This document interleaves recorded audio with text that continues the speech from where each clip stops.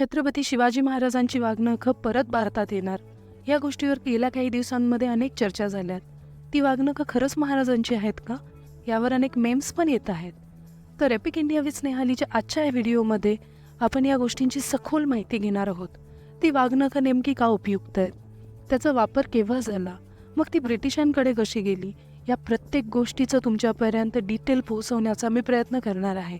Video कदाचित थोडा मोठा होईल कारण आपण प्रत्येक गोष्ट बारकाईने जाणून घेणार आहोत, पण तो शेवटपर्यंत नक्की बघा, कारण आजच्या या व्हिडिओतून तुम्हाला अत्यंत महत्त्वपूर्ण माहिती मिळणार आहे.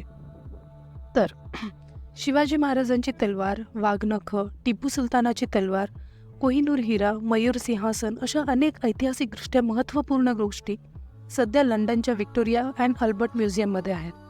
ही वाघनखं म्युझियमने लोकांना पाहण्यासाठी खुली केलेली होती. भारतातून इंग्लंडला जाणाऱ्या अनेकांनी म्युझियमला भेट दिल्यावर ती पाहिलीसुद्धा आहेत असतील. म्युझियमकडे प्रत्येक वस्तूची एक नोंदही असते. त्यातील वाघनखं परत आणण्यासाठीचा करार 3 ऑक्टोबर रोजी झाला आहे. छत्रपती शिवाजी महाराजांची वाघनखं महाराष्ट्रात आणण्यासाठी जवळपास 11 जणांची विशेष समिती नेमण्यात आली होती. या वाघनखांची सुरक्षा, प्रदर्शन आणि प्रवासाची रूपरेषा ही समिती ठरवणार आहे. यात सांस्कृतिक विभागाचे प्रधान सचिव डॉक्टर विकास खारगे, पोलीस महासंचालक मुंबई आणि नागपूरचे पोलीस आयुक्त तसेच राज्य पुरातत्व विभागाचे डॉक्टर तेजस गर्गे यांचा समावेश करण्यात आला आहे. महाराष्ट्र सरकारच्या सांस्कृतिक कार्य विभाग मंत्रालयाने वाघनखांना महाराष्ट्रात परत आणण्याबद्दल परिपत्रक प्रसिद्ध केलं आहे. या पत्रकात व्हिक्टोरिया अँड अल्बर्ट म्युझियमचे संचालक टायस्ट्रॅम हंट यांच्याशी 3 ऑक्टोबर 2023 रोजी महाराष्ट्राचे मुख्यमंत्री, सांस्कृतिक कार्यमंत्री यांची बैठक होणार आहे असं म्हटलं होतं. तसंच 16 नोव्हेंबर 2023 रोजी ती महाराष्ट्रात येतील असं लिहिलं होतं. या पत्रकात साताऱ्याचे प्रतापसिंह महाराज यांच्या नावे कारभार करणाऱ्या ग्रँड डफला ही वाघनखं प्रतापसिंह महाराज यांनी दिली आणि त्यांचा नातू ऑन्ड्रेन डफ यांनी ती म्युझियमला दिली असं म्हणलेलं आहे. ही वाघनखं 3 वर्षांसाठी भारतात आणली जाणार असून 2026 साली ती परत इंग्लंडला जातील. या काळात ती मुंबई, सातारा, कोल्हापूर आणि नागपूर इथेही ठेवण्यात येणार आहेत. आता इथून आपण त्या प्रश्नावर बोलूयात की कशावरून ही वाघनखं महाराजांचीच. तर याबाबतीत म्युझियमनं अशी नोंद केलेली आहे की हे शस्त्र जेम्स ग्रँड डफ यांच्या ताब्यात होते. ते ईस्ट इंडिया कंपनीत अधिकारी होते आणि 1818 साली ते सातारा येथे रेसिडेंट म्हणजेच पॉलिटिकल एजंट म्हणून कार्यरत होते. या शस्त्राबरोबर एक खोका असून स्कॉटलंडमध्ये त्यावर काही मजकूर कोरण्यात आला आहे.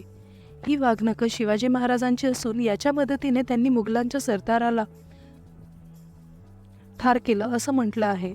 हे शस्त्र जेम्स ग्रँड डफ ऑन ईडन यांना सातारा येथे रेसिडेंट असताना मराठ्यांचा पंतप्रधान पेशवे यांनी गिफ्ट दिलं अशी नोंद केलेली आहे. या नोंदीत 1818 साली बाजीराव दुसरे यांनी बिठूरला जाण्यापूर्वी काही शस्त्रही ब्रिटिशांकडे दिली असल्याची शक्यता आहे. मात्र त्यापूर्वी 160 वर्ष आधी वापरली गेलेली ही वाघनखं तीच असावी हे तसं म्हणजे सिद्ध करणं शक्य नाही असंही नमूद करण्यात आलं आहे. आता जाणून घेऊयात की वाघनखं म्हणजे काय. वाघनखं ही धातूची असतात. एका पट्टीवर पुढे 4 वाघाच्या नखांप्रमाणे वळलेली धातूची अनुकुचीदार नखं बसवलेली असतात आणि 2 बाजूंना ती बोटात घालायला 2 पोकळ्या असतात. ती हातात लपवून त्याच्याद्वारे अगदी जवळ असलेल्या शत्रूला मारायला ती वापरली जातात. आता छत्रपती शिवाजी महाराजांच्या इतिहासामध्ये या वाघनखांचं काय महत्त्व आहे तर ते जाणून घेऊया. 10 नोव्हेंबर 1659 ला छत्रपती शिवाजी महाराजांनी अफजल खानाचा वध केला होता. शिवाजी महाराजांचा बंदोबस्त करण्यासाठी आदिलशहाने अफजल खानाची निवड केली. अफजल खान हा भोसले घराण्याचाच वैरी होता. त्याने शहाजी महाराजांना अटक केली होती तर शिवाजी महाराजांचे भाऊ संभाजी महाराज यांना कर्नाटकच्या लढाईत ठारही केलं होतं. तोच अफजल खान शिवाजी महाराजांना अटक करण्यासाठी त्यांच्याच मुलखात येणार होता. शिवाजी महाराजांच्या मुलखात असलेला प्रतापगडाच्या माचीवर शामियाना उभारून त्या ठिकाणी दोघांनी भेट घेण्याचे ठरवले. दोघांसोबत प्रत्येकी 2 सेवक आणि काही अंतरावर 10 अंगरक्षक राहतील असेही ठरले. शिवाजी महाराजांनी आपल्या संरक्षणासाठी चिलखत आणि शिरस्त्राण घातले होते. त्यांच्यासोबत जीवामहाला आणि संभाजी कावजी हे 2 अंगरक्षक होते. खानासोबत सय्यद बंडा होता. शिवाजी महाराजांनी त्याच्यावर हरकत घेत त्याला मंडपाबाहेर जाण्यास भाग पाडले. शिवाजी महाराज आणि अफजल खान समोरासमोर आले. शिवाजी महाराजांना आलिंगन देण्यासाठी खानाने हात पसरले आणि त्यांचे मस्तक काखेत दाबून त्यांच्यावर जमदाडने म्हणजेच खंजीरने वार केला.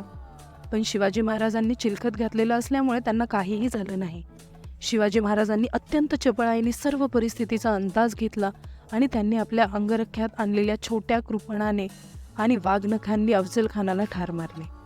हे कसे झाले याबद्दल मराठाज अँड दख्खनी मुस्लिम्स या पुस्तकात R.M. बेंथम यांनी या इतिहासकारांनी लिहिले आहे की छत्रपती शिवाजी महाराजांनी अफजल खानाच्या वधासाठी नियोजन केल्यानंतर जिजाऊ माँसाहेबांचे आशीर्वाद घेऊन ते प्रतापगडला आले.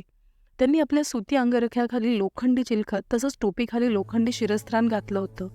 उजव्या हाताच्या कोपऱ्यात त्यांनी छोटी कट्यार म्हणजेच बिचवा लपवला, तर डाव्या हाताच्या बोटांच्या मधल्या भागात वाघनखे हे छोटं शस्त्र बेमालूमपणे दडवून ठेवलं. भेटीसाठी जात असताना आपण घाबरलो आहोत हे भासवण्यासाठी शिवाजी महाराजांनी वारंवार काही ना काही कारणे देऊन भेटीची वेळ पुढे ढकलली. भेटीवेळी अफजल खान शिवाजी महाराजांच्या दिशेने आला. गळाभेट करण्याच्या दरम्यान अफजल खानाने शिवाजी महाराजांना आवळण्याचा प्रयत्न केला असता महाराजांनी वाघनखांच्या मदतीने त्याचा कोथळा बाहेर काढला. त्यामुळे वाघनख या शस्त्राला महाराष्ट्राच्या इतिहासात अनन्यसाधारण स्थान आहे. त्याचप्रमाणे छत्रपती शिवाजी महाराजांच्या आयुष्यातील असे प्रसंग सर्वांना अत्यंत भावनिक करणारे आहेत, म्हणून त्यांना भावनिक महत्त्व देखील अत्यंत आहे. छत्रपती शिवाजी महाराज, छत्रपती संभाजी महाराज यांच्यानंतर महाराष्ट्रावर झालेले मुघलांचे, ब्रिटिशांचे हल्ले, किल्ल्यांची लूट, सत्तांतरं, संस्थानं खालसा होणं किंवा इतर अनेक नैसर्गिक घडामोडीत अशा अनेक वस्तूंची, कागदपत्रांची वाताहत झाल्याची शक्यता अगदीच नाकारता येत नाही. आता आपण हे जाणून घेऊयात की हे सगळं ठीक आहे, वाघनखं काय आहेत ती कळाली, त्यांचं महत्त्व काय आहे तेही कळालं, पण आता वरती उल्लेख केला होता की ग्रँड डफला ती गिफ्ट दिली होती. तर ग्रँड डफ कोण, त्याला ती गिफ्ट का दिली याबद्दल आपण थोडंसं जाणून घेऊयात. तर ग्रँड डफ एवढ्याच नावाने महाराष्ट्रात विशेष प्रसिद्ध असणाऱ्या या इंग्रज अधिकाऱ्याचं मूळ नाव जेम्स कनिंगहॅम ग्रँड डफ असं होतं. त्याचा जन्म 8 जुलै 1789 रोजी स्कॉटलंडमधील बॉर्नफ येथे झाला. त्याच्या आईचे माहेरचे आडनाव डफ होते. या घराण्यातून सर्व संपत्ती त्याच्या आईला मिळाली होती, त्यामुळे जेम्स ग्रँट यांनी त्या घराण्याचे नाव घेतले आणि ते जेम्स ग्रँड डफ या नावाने प्रसिद्ध झाले. 1805 साली ते सैन्यात भरती झाले आणि पुढच्याच वर्षी ते मुंबईत आले. त्यानंतर पुण्यात आल्यानंतर इंग्रज आणि मराठी यांचे संबंध अगदी शेवटच्या टप्प्यात आले होते. 1817च्या खडकीच्या लढाईतही ते सहभागी झाले होते. 1818 साली मराठी राज्यच लयाला गेल्यानंतर त्यांची साताऱ्याचे पॉलिटिकल एजंट म्हणून 2000 रुपये पगार आणि 1500 रुपये भत्त्यावर नेमणूक झाली. 1822 पर्यंत ते पॉलिटिकल एजंट राहिले. ते इतिहासाच्या लेखनाकडे वळण्याला आणि मराठ्यांचा इतिहास हा ग्रंथ लिहिण्याला अनेक गोष्टी कारणीभूत ठरल्या. इतिहास अभ्यासक R. Kulkarni James Cunningham grand डफ या पुस्तकातून लिहितात, साताऱ्याचं राज्य जगत हाकीत असतानाच त्याने मराठ्यांच्या इतिहासास आवश्यक अशी मराठी, इंग्रजी, फारसी इत्यादी भाषांमधील साधन सामग्री मिळवली. टाचणे, टिपणे तयार केली. इतिहासाचा आराखडा तयार केला. दैनंदिन राज्यकारभाराचे काम सांभाळून रात्री जागून त्याने आपल्या संकल्पित इतिहासाचा मसुदा तयार केला आणि एल्फिस्टन, ब्रिग्स, व्हॅन्स, केनेडी यांच्यासारख्या तज्ज्ञांकडून तो बराचसा तपासूनही घेतला. त्यांनी साताऱ्यात वसुलाची जी व्यवस्था तयार केली होती तिला ग्रँडसाहेबाचा दस्तूरही म्हटलं जाऊ लागलं. 1823 ते 1826 या काळात साधनांची जमवाजमाव करून इतिहास लेखन त्यांनी केलं. 1826 साली लॉंगमन्स कंपनीनं ते प्रसिद्ध केलं. या सर्व कामासाठी डफ यांचे 1700 पाऊंड खर्च झाले होते. 1823 साली त्यांनी सातारा सोडलं. त्यानंतर ते भारतात कधीच परतले नाही. 1827 साली त्यांनी कंपनीचा राजीनामा दिला. ग्रँड डफ यांचा सातारा आणि प्रतापसिंह महाराजांशी अत्यंत चांगला ऋणानुबंध होता. त्यांनी एकत्र राज्यकारभार केला. मराठी साताऱ्याचं राज्य यांचं एकदम जवळून संबंध आल्यामुळे या सर्वांबद्दल त्यांनी लिहून ठेवले. 1848 साली सातारा खालसा करून प्रतापसिंहाची सत्ता गेल्यावर कंपनीची चूक झाली हे त्यांनी एल्फिस्टनला कळवलं. R. कुलकर्णी यांनी ग्रँड डफचे काही उद्गार आपल्या पुस्तकात लिहिले आहेत. ते असे: लोक मला येथे मराठा म्हणतात. मराठ्यांच्या चालीरीतीचे मला जितके ज्ञान आहे तितके इथल्या लोकांच्या म्हणजेच इंग्लंडच्या लोकांना नसेल. कृष्णराव रामराव चिटणीस यानं प्रतापसिंहाचं पद्यात चरित्र लिहिलं होतं, त्यातही त्याने ग्रँड डफ साहेबांचा उल्लेख केलेला आहे. राजवाडे लिहितात, त्याच्या हातून मिळालेल्या कागदपत्रांचा व्हावा तसा उपयोग झालेला नाही. या व इतर कारणांनी ग्रँड डफच्या हातून मराठ्यांच्या इतिहासाची इमारत मराठ्यांच्या दृष्टीने जशी हवी होती तशी ती झाली नाही. आणि याला मुख्य कारण म्हणजे ग्रँड डफने स्वीकारलेली पद्धत किंवा खरे म्हटले असता या पद्धतीचाच अभाव ही होती. अशी टीका होत असली तरी या सर्वांनी डफ यांच्या ज्ञानलालसेचं कौतुक केलं आहे. इतिहास लेखनाच्या पद्धतीवर आक्षेप असले तरी या सर्वांनी त्यांच्या कष्टाची दखल घेतली आहे. वासुदेव शास्त्री खरे लिहितात की पहा परकीयांची ज्ञानलालसा केवढी जबरदस्त. मराठी लोक हे ग्रँड डफ साहेबांचे कोण, पण त्यांचा इतिहास छापून प्रसिद्ध करण्यासाठी इकडची जुनी दप्तरे वगैरे तर त्यांनी शोधलीच आणि वरती त्यांच्या प्रकाशनार्थ लागेल तेवढा खर्च करण्यास देखील त्यांनी मागे पुढे पाहिले नाही. आता पुन्हा एकदा हे झालं ग्रँड डफबद्दल थोडक्यात की कोण होता तो, त्याला का दिली असावी ते वाघनखं गिफ्ट म्हणून वगैरे. आता पुन्हा एकदा एक प्रश्न होतोय की ही वाघनखं शिवरायांचीच आहेत हे कशावरून.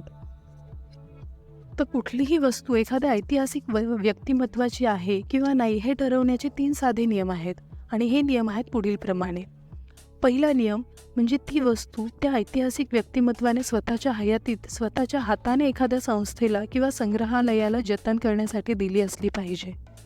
ती वस्तू त्या ऐतिहासिक व्यक्तिमत्वाने स्वतः दिली नसेल तर किमान त्याला जवळून पाहिलेल्या एखाद्या माणसाने ती त्या संस्थेला अगर संग्रहालयाला जतन करण्यास दिली असली पाहिजे आणि ती वस्तू अमुक दिवशी अमुक माणसाकडून संस्थेला संग्रहालयाला मिळाली अशी लेखी नोंद त्या संस्थेकडे असायला हवी.